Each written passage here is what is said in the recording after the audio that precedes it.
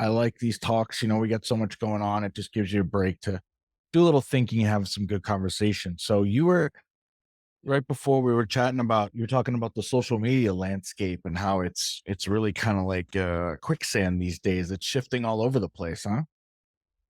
Yeah, I think a lot is going to change in how social media is done. And Mm, I think folks are going to take the lead from Elon with X for the short term. But I think that is massively limited in scope as well, to be really frank.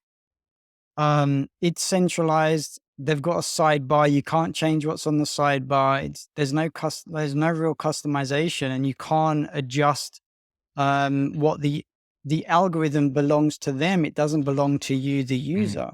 So all it's going to take is for a bunch of folks to set up customized social media, and I think that space is going to open up again. You're going to see you've gone from, what was it, friend, whatever, and MySpace, and then Facebook, and then Twitter, and there's a handful of platforms.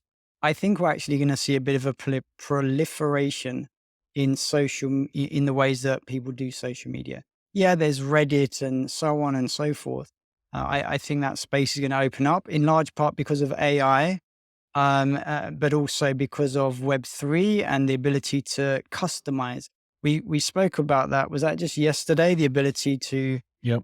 customize product experiences. Well, I really think that's going to happen in social media, and even to the point where we're pulling feeds from other social media into our own thing, and then having that be able to go back and help interact in the other channels. So Mm. we're seeing what we want to see and not what they're telling us to see. I heard about a product like that. Somebody I know, I think, is working on something along those lines. But Good. Yeah, well, there you go. So already, like, just the thought occurs, and you already know someone who's doing something in that area. I really think it's gonna mushroom. And part of the reason why I bring this up today is just because I'm so disappointed. Like, Facebook, I rarely go on there. Now I'm going on Instagram, and I'm just thinking, like, what am I doing? It's after 5 minutes. It's a miserable universe of nonsense at the end of the day. And then even if I curate and I unfollow things because I found something interesting once, then the rest of what they do is not interesting. And then I got to unfollow a bunch of stuff. And the algorithm still wants to give me the same kind of whatever it wants to give me. It's just really disappointing. And I'm just amazed that people can be so addicted to such a superficial way of consuming news and experience. It's yeah, striking. I share it with you 100%. I feel that way about TikTok. Everybody loves TikTok, and TikTok to me is just like a headache. It's like a rolling headache of just nonsense and quick cuts and, I don't know. I don't get it. Yeah, I never understood Facebook. It didn't make a lot of sense to me. People were so boring. They were just trying to find anything to say, status update, eating dinner. Like, really? Was that important? Did I need to know that? I figured you probably were. Like, it's 7:30 at night. Like, whatever. Like, it just and then you've got the other thing, right, that we know, which is this sort of projection of perfection, where everybody uses social media to show Mm. only their best self. They don't show you like pictures of them lying in bed, depressed, unable to fucking move for, a week. And not that we'd want to see that, but, it's just not even talked about, or it's the opposite and it's just bitch fest, 2023, and people are just whining and complaining about, how awful everything is. It's a you can get a very dim view of humanity rapidly by scrolling social media. Oh yeah. It's a rough situation, but I'm enjoying Twitter. It's the only platform that's Mhm. ever made any sense to me at all. I'm not saying that to kiss Elon's ass, but if it helps, I am. Um, but I ran across this cat. I've told you about him. This cat, his name is at NFT_God. Got to give him a shout out. He has a lot of alpha. He's read the code base. I think I mentioned him before, but it's worth mentioning him again. And he's got some really interesting insights into what the algorithm really cares about and what it doesn't. And the thing I find most disturbing is that you can't follow people that have more followers or more they that follow more people than follow them. So if the people they follow count is higher than their followers, then they're lame, I guess, and you can't follow them. And this sort of thing, like, I don't know. It's just crazy making to me because it seems so ridiculous. I'm sure they have their scientific reasons for it, because it's all about increasing engagement and getting me glued to the page. But it's just not it's kind of like humanity has to stop this habit of finding the fucking cheat code for everything. It's like that's all we do these days. We find the exploit. We find the scam. Like we can't be trusted to have basic social contracts anymore where you just don't cross that line. We know you can, but you don't, right? It's like it's just there's some things you don't do. And I feel like there has been a code at times in society, or at least in American culture over the years that I've seen kind of go away, which is this idea of like again looking for the cheat, looking for the easiest way. I mean, there's something to be said for efficiency, but at a certain point, I don't know. It I just think there's yeah, I mean, gets a bit dark and sinister.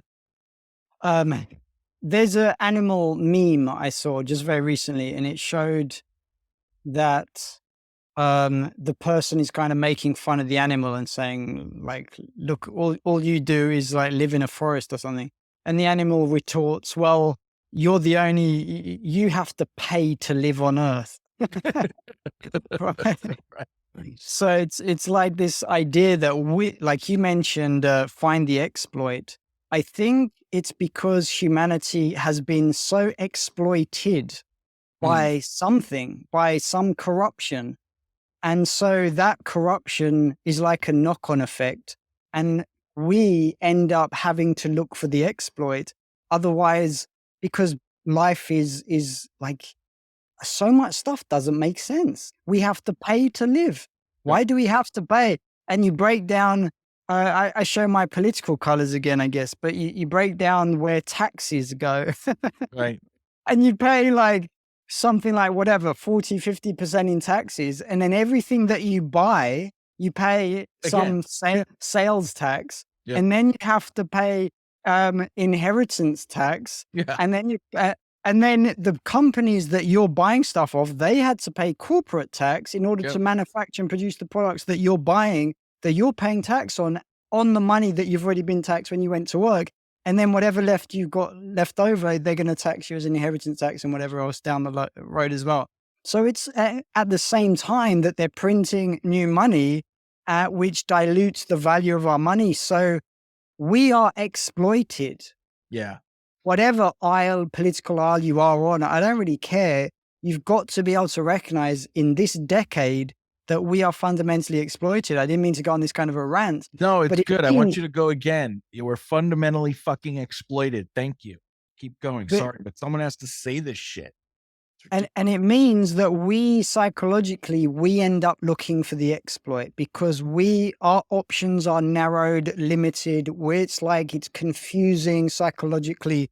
And we look, well, what can I do just to get by, to hustle so Sure. that I've got something, I've got a platform, I've got a base so that I can start living the life that I actually want to live. And so we end up looking for the exploit because we're so exploited. Rant over. No, I got you. I call that the hazing effect, right? Because it reminds me of like college fraternity hazing. I feel like people haze in fraternities because they got hazed. And it's just an endless cycle. And they just feel like, because I remember talking to upperclassmen near the end of college and going, "Why do you guys keep doing this shit? It's barbaric." And like we had to go through it. It's one of those things, right? It's like, well, that's not a Mhm. good reason, Mhm. but it's like you're saying, I'm feeling exploited at all times or have been exploited numerous times. And I feel like I gotta, get over on somebody in order to get mine, right? It's that sort of mentality. And it's a broken mentality. right? What's really broken about our society that drives me batshit crazy is that you don't exist in a vacuum. Just because you can't see and perceive all of the knock on effects of your daily actions and goings on in the world, they exist. You're part of a whole. It's not something to dispute. It's not a spiritual concept. It's a reality. You swim in an ocean of air, nitrogen, oxygen, because outside of this atmosphere is a fucking vacuum and absolute zero or whatever close to it, and you freeze up and you die. Right? So you're in an ocean. We're all swimming in this bowl of air together. We know everything's interconnected. You know, this idea from the prophet, um, the famous book. I think it's Khalil Hmm. Gibran or Yeah. whatever. The thing that came out of that book that I love so much. Maybe we can turn this around a little bit on a positive. Is he says, think of the worst person, the least well off person in society. I forget exactly how he words it, but he's like, that's how you judge your society. How is the worst person doing? How is the Mm. person who has the worst life doing? Because that's who you are. Like you're only as strong as your weakest link kind of thing. And I think that this is this sort of what I call lowest common denominator philosophy, right? That's also another aspect of this sort of hazing effect and this, exploitation, which is like people say, well, you have two options in a situation. You can try to rise up in order to be better, or you can push somebody else down. And unfortunately, I think we picked the push down too much, but maybe AI is going to be the catalyst for the rise up effect. That's my Yeah, I don't know how that turned it around. The profit I don't think it idea, did. I the tried. profit idea that the worst that we got is to think of the worst what's happening to someone. And I imagine two scenarios. One is someone dancing because they're on a zombie fentanyl drug in the street or something. And the other one was, well, what happens when we're technologically advanced and they're wearing a VR goggle headset in a couple of years? It's the same thing. They're just coking themselves on dopamine with some artificial stimulant.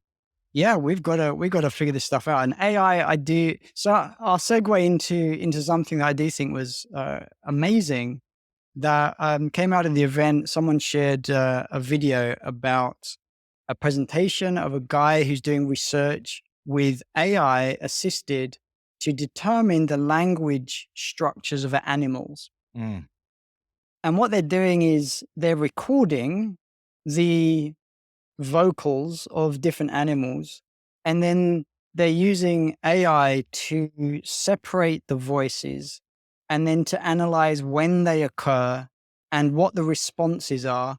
And they've worked out that a number of different animals, but I remember mostly the whale stuff, they have individual names, mm. which is pretty damn cool. That's crazy, right? That was mind blowing, actually. That's And mind blowing. that is, and so they were using a signal that happened to be this particular whale's name, and the whale kept bobbing up onto the boat to the surface and like opening their Hmm. jaw and saying and repeating like, "Here I am," and it turned out that it was like they were saying, "I am the name," and the whale came up and says, "No, I am the name," like whatever, what the name Why are you was. using my Yeah, signal, man? yeah, That's me. Like I'm and saying, it's I just am Gabriel. I am Gabriel. I am yeah, Gabriel. And you're like, dude, no, you're not. yeah. And so they've figured out that they want to not mess with animals that learn through social communicative adaptation or something. So they're going to stop doing that but they're going to test on other animals until they can figure out how to ethically or safely interact with animals that it won't completely disrupt the way that they've been communicating with each other for thousands of years. And they're projecting in a couple of years, they will be able to, like a translator, I can speak English into my phone when I'm in China and the phone translates to Chinese and the person knows what I'm saying. They're going to approach that level of sophistication where we can talk animal language. And so that's amazing just on the conceptually in the technology, the AI, but then it opens up the game of how we live life. It's just another source of inspiration and creativity and entertainment that it's like we've been talking about where those jobs going to come from that AI are going to produce. Well, there you go. There's one is go to animal sanctuaries and be guided around to be able to interact and talk to animals, right? Talk to Yeah, the raccoons, talk to the birds, talk to the badgers and the snakes and whatever. It's like, what? yeah, I think we're gonna have a real collective moment of sadness when we realize how sophisticated this world is and these animals actually are, right? Like Mhm. whales have names. That's just like, and you want to hunt and kill this thing for blubber? Like, come on. I'm not anti, I'm not ultra vegetarian or anything, but there's just something to be said for at least honoring it all, right? Like the senseless killing that was done over the millennia. But there's their upside though, right? I think it will change everything because now there'll be a totally different relationship, right? People will see animals as these sophisticated creatures, or at least certainly all the mammals and the sort of higher level, more complex animals that are out there. And I have had this fantasy forever. I always thought, like in my early days of environmentalism, like, man, if we had just like stayed on that natural path of trying to learn more and more and more about how to harmonize with the planet and how to work with the planet, what kind of powers would we have? One of the things I thought was we'd probably be able to talk to animals, right? Like directly, know their languages. And here we are, like AI pulling that off. And yeah, I mean, it's something that nobody, I'm sure, had been thinking of. But what a use case. What an amazing use case. And that feels like something that when you combine with quantum computing is going to be like cake. You're just going to need some recordings and the computers, that's perfect for them because it's like this repetitive thing of finding patterns. Oh, goddamn. So it's a hell of a time, right? That's the balance. It feels like on the one hand, we're living on the edge of this precipice, but the precipice is almost like infinite opportunity, infinite pain. It feels like there's no middle ground. Well, yeah, yeah. We've broached the political topic a couple of times, and we mentioned ethics to go down that rabbit hole. And why not? Let's just broach the topic of God. Let's go. All Let's the go. way. So panentheism is this idea that God is present in all of creation, Mm, like omnipresence, omnipotence. Literally everything in existence is a representation of God. Maybe I'm getting the lingo wrong there, but that's a beautiful sentiment. If we can start to recognize that we are part and parcel of the same dynamic experience of godliness in some way, maybe that's going to help us get over this hump of TikTok and Instagram, and the way that we treat ourselves and each other and our environment, to recognize the spirit, the positive spirit and godliness in all of nature and all of ourselves. Wow. yeah, I would. I think that's exactly what we need to happen is some sort of raising of consciousness around basically how we value everything. Right, everything's become objectified, commodified, right? Capitalism's really brutal in this way.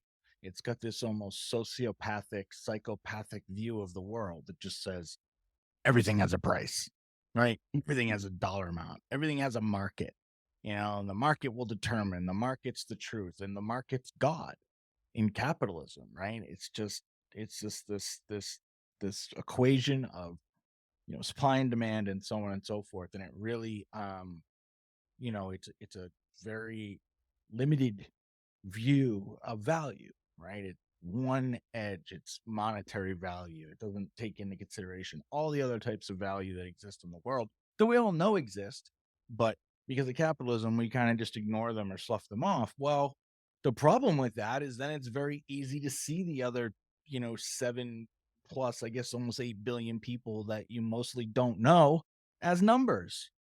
Like, they don't matter. What do you mean? I don't know. I'm doing something, it's hurting a guy in Africa. So what? I don't know that guy. And that's been the problem. It's like, I don't know that guy.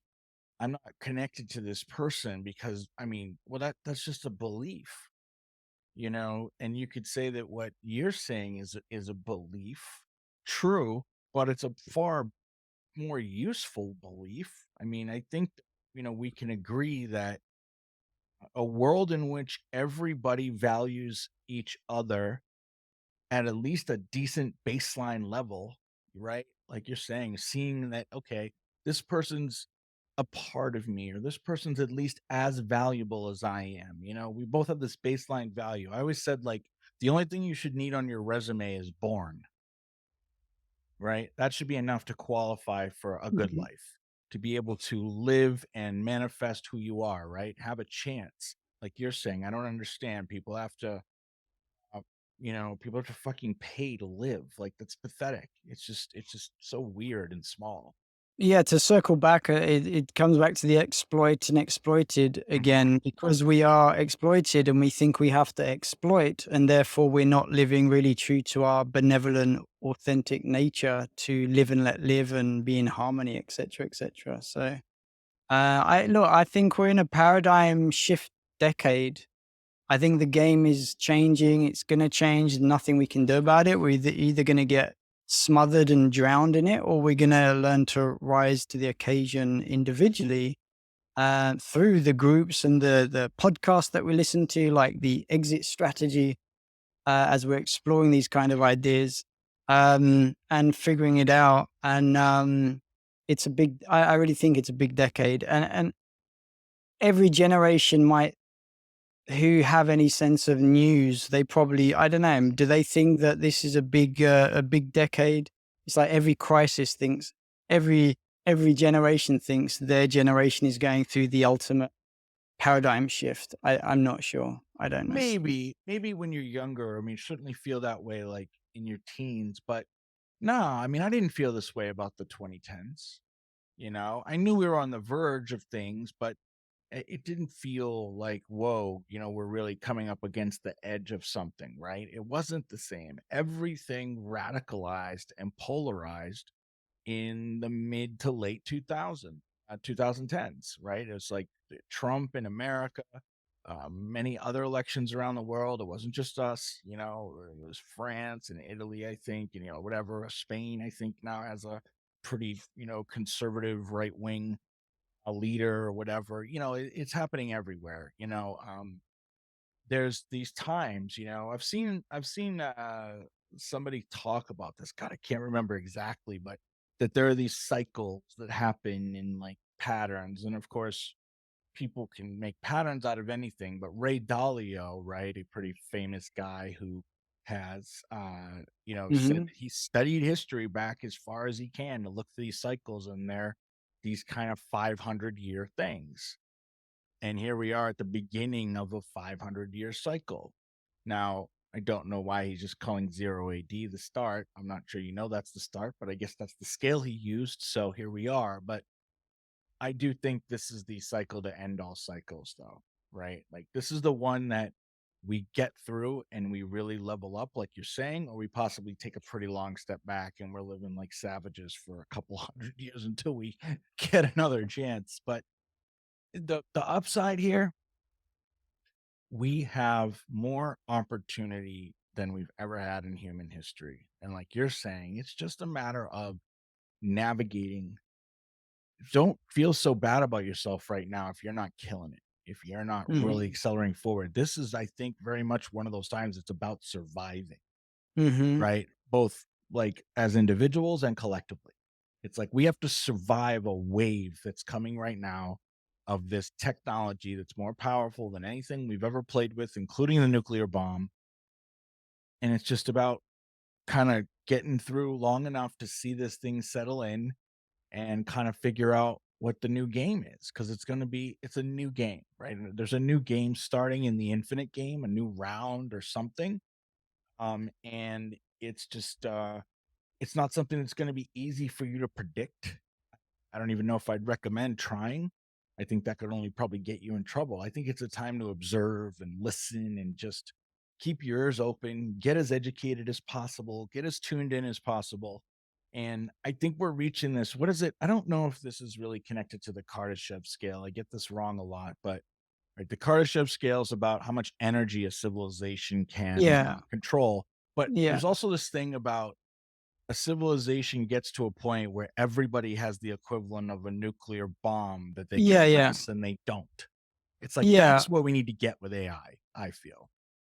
So yeah, I mentioned that nuclear decision threshold I mentioned on one of our previous episodes. Okay. It's one of the things but a few people have said it now. And Eric Weinstein was talking about it on the Mhm. podcast. It reminded me of what I'd read in my youth of this concept of the nuclear decision threshold, and we are there. We Yep. are so there. And what's more is as um, empires and things start to collapse, then when the money runs out, then this equipment is going to be available on the market, Yep. and the security is going to be less, and so there could very easily be very catastrophic, destructive things happening. And wow, that's super dark. So, so what is the exit strategy from that scenario? I've escaped the middle of the Yucatan jungle. I made a decision in Really? South Mexico. Oh, you escaped to there. Right, right, right. Yeah, yeah, yeah. I thought you said you were leaving. I was like, No, "Why? no, I'm no. heading toward you." Yeah, yeah. So, I'm well, trying to so I'm gonna squat on a corner of your property. You just don't yeah, know it well, yet. it's a bit. It'll be a big corner, that's for sure. It's That's a my big. exit strategy. So yeah, January 21, when the British government told me that I'm not allowed to leave my country, I left. I decided to leave my country, and I think it took me 12 day. On the 12th day, I was out of there. And happy for the move. I see the news of what's happening in Europe and the UK and things. And look, folks, there's two things. I Okay. Being negative is really, in my mind, you've got to stay honest. You can't indulge in it to the point of it consuming you with negativity, because Right. you're only going to depress Yeah. your capacity to survive and thrive. However, you've got to remain honest with discernment to the fact that bad stuff is happening, Yep. because there's a lot of people that won't be observant, and then they'll miss the cues and they'll get stuck. And that is happening to people, whether it's happening to you yet. Just look at the basic news, go on a few social media channels and look at the shit that's happening, and recognize that it is happening to real people. They're not actors on TV, on the news. It's real human beings going through negativity. So we've got to be honest to the point of discernment. At the same time, there is a very abundant, positive, amazing transition Mhm. to a better way of being. And so we have to be aware and manage those two polarities so that we can do a better job guiding ourselves over this decade. 100%. My exit strategy is to stick around long enough to get into my synthetic suit, upload my brain, and become a fully synthetic being. And then there you go. Everything's available. I think that's the eventual end game if we can stick around long enough to see it. There's going to be just wild, wild, wild opportunities like beyond, beyond, beyond. And there's going to be so many of them. I don't think people can grasp. I'm not sure I can. Um, how much opportunity this is going to create, because everything's going to be disrupted, literally. So think of the economy right now, and think of something like, let's say, for example, in the 1980s, you had the beginning of this like home stereo equipment, and somebody would make one, and then somebody else could make one a little bit better. Well, you're going to be able to do that to everything in society. Will be able to be made a little bit better with AI for the most part. So there's the opportunity. Like, and that's just one iteration. There's going to be numerous iterations that AI can impact things. So there's just so many additional products and services. It's just, it's literally infinite for all practical purposes. I guess to round off on that note, we were looking at a piece of software earlier today that you were actually impressed with AI generation, and what they've done is it looks like maybe what they've done is taken a bunch of stuff, glued it together to produce a service that they can then sell, um, Mhm. and that service then they can discount it to make lots of sales while it looking like it's an enterprise grade solution, but in fact, maybe behind the scenes, it's just a few things stuck together with Mhm. sticky tape and glue that you and I already know about. Um, it's amazing to see these kind of the undulations of products as they come and go and be disruptive and replace different markets, and then that one gets displaced because it's inferior, and then there's a better one. It's all happening, folks. So if you're in business, I don't know who our audience is. It's the philosophers, it's the entrepreneurs, it's the crypto degenerates. It's We the don't know who our tech heads. tech heads, the AI aficionados. We don't know who the audience is. So if you're like us, you're looking at this stuff. Um, there's a lot of catching up to do for all of us, and to keep going. So contact us. We speak at different levels in our conversations, but we are very grounded, very practical in terms of particular services that we can deliver. Mhm. Um, we are orienting everything around AI because that's the bulk of our conversation together. And that is the current trend that we know is making a massive impact and that we can have an impact on as well. So whether it be for, business lead generation and sales, or education, or whatever applications that you're looking at, coaching, therapy, then we can probably help quite significantly, and would be happy to do so.